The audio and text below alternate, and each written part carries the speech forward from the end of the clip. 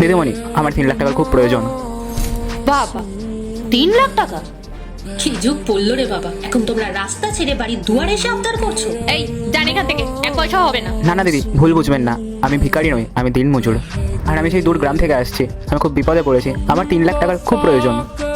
পাগল নাকি আপনি? মাথা ঠিক আছে আপনার? হুট করে এসে 3 লাখ টাকা চাইলেই হলো? 1 পয়সাও হবে না, বিদায় হন এখান থেকে। দিদিমণি শুনুন, আপনার স্বামী রাহুল বাবু আমায় চেনেন। আমি গ্রাম থেকে ওনার সাথে দেখা করতে এসেছি, আমার নাম গোপাল। ওনার সাথে একবার কথা বলে নিন, টাকাটা পেলে আমার খুব উপকার হতো। রাহুল আপনাকে চেনে? আচ্ছা ঠিক আছে, ও এখন অফিসে আছে, ও যখন বিকেলে ফিরবে তখন দেখা করে নেবেন। এখন যান এখান থেকে। দিদিমণি, হাতে একদম সময় নেই, দয়া করে ওনাকে একবার খবর দিন। আচ্ছা ঠিক আছে, দাঁড়ান, আমি ফোন করে জিজ্ঞাসা করে নিচ্ছি।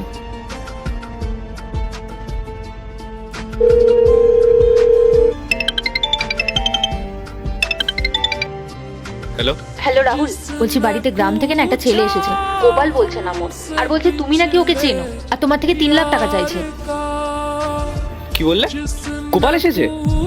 হ্যাঁ, তুমি চেনো নাকি ওনাকে? হ্যাঁ, আমি চিনি ওকে। শোনো, তুমি ওকে বাড়িতে নিয়ে গিয়ে বসো, ওকে জল টল দাও, খাবার টাবার দাও। আমি অফিস থেকে ছুটি নিয়ে এখনই বাড়ি আসছি। হ্যাঁ। আরে রাহুল, তুমি কি পাগল হয়ে গেলে? না চিনে একটা মানুষকে আমি ভেতরে বসতে দেবো? পূজা, আমি বলছি তো আমি ওকে চিনি, ও আমার খুব কাছের একজন মানুষ। তুমি ওকে বাড়িতে নিয়ে গিয়ে বসো, আমি এক্ষুনি আসছি।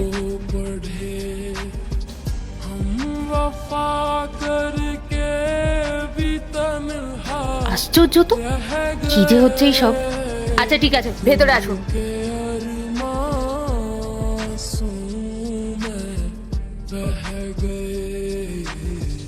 এই যে, আপনার সাহস তো কম না? আপনি ওই সোফাতে বসতে যাচ্ছিলেন?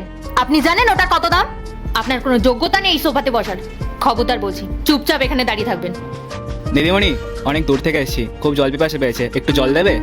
আসার সময় জল নিয়ে আসতে পারেননি? আমার বাড়িতে আপনাকে জল দেওয়ার মতো কোনো গ্লাস নেই, বুঝলেন? এরপর কি হলো সেটা দেখার আগে এই দুইটা ছবির মধ্যে যে কোনো একটা ছবিকে ভালোবাসলে ভিডিওতে লাইক করে চ্যানেলটি সাবস্ক্রাইব করে দাও। আর যদি না করো তাহলে আমি বুঝবো তোমরা ছবি দুটাকে ভালোবাসো না। আর কমেন্টে লিখে দাও আমিন। আরে গোপাল ভাই, তুমি এখানে? কেমন আছো তুমি? হ্যাঁ দাদা, আমি ভালো আছি, আপনি কেমন আছেন? আরে আমি ভালো আছি। আর তুমি দাঁড়িয়ে আছো কেন? বসো না, বসো।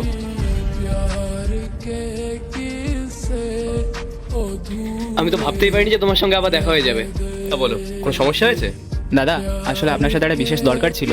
আমি সব শুনছি, তার আগে পূজা, তুমি এখনো দাঁড়িয়ে আছো, ওনাকে জল দাওনি? যাও ওনার জন্য 1 গ্লাস জল নিয়ে এসো। না না দাদা, লাগবে না, আমি ঠিক আছি। পরের পার্ট চাইলে কমেন্ট করো।